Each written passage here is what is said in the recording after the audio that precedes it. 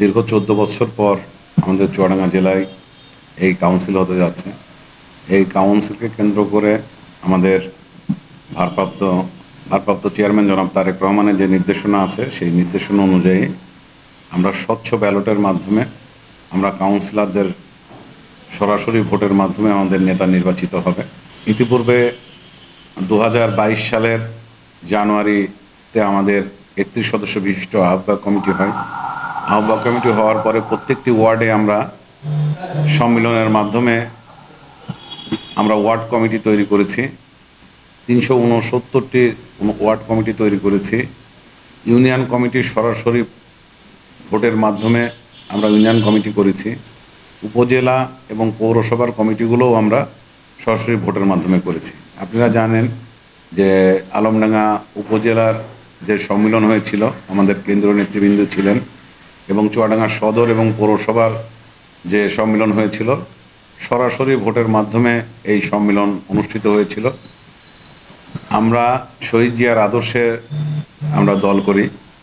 আমাদের শহীদ জিয়ার একটি উক্তি ছিল, জনগণই সকল ক্ষমতার উৎস, এবং আমরা গণতন্ত্র বিশ্বাস করি, এবং এই গণতন্ত্র বাংলাদেশ জাতীয়তাবাদী দলের এই কাউন্সিলের মধ্য দিয়েই প্রতিফলিত হবে।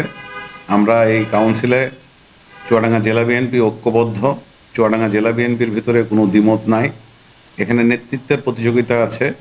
সেই কারণেই নেতৃত্ব প্রতিযোগিতা যাতে সুষ্ঠু এবং সফলভাবে একটি নেতার প্রতিভা বিকাশিত হয়, সেই কারণেই আসলে আমাদের ভারপ্রাপ্ত চেয়ারম্যান এটা চেয়েছে যে দলের ভিতরে গণতন্ত্র প্রতিষ্ঠিত হোক।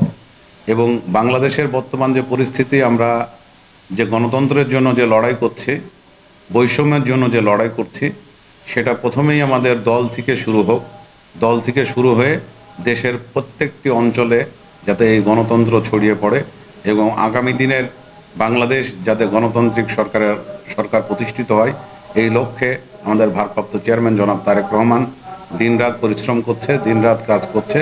তারই ফলশ্রুতিতে এই চুয়াডাঙ্গা জেলা বিএনপির এই কাউন্সিল ইনশাআল্লাহ আমরা আশা করি এখন পর্যন্ত যে প্রস্তুতি আছে, সেই প্রস্তুতিতে আমাদের কাউন্সিল সফল হবে, এই আশা আমি ব্যক্ত করি।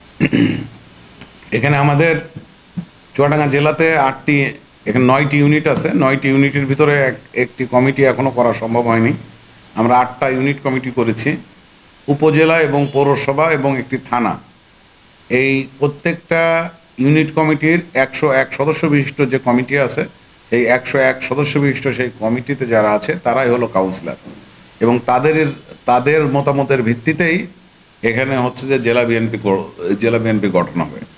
এখানে হচ্ছে যে আমরা তৃণমূল থেকে ওয়ার্ড, ইউনিয়ন, উপজেলা, পৌরসভা আমরা করেছি।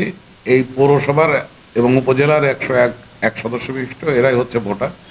এদের ভোটের মাধ্যমেই চুয়াডাঙ্গা জেলা বিএনপির যে কমিটি হবে, সেই কমিটি তৈরি হবে।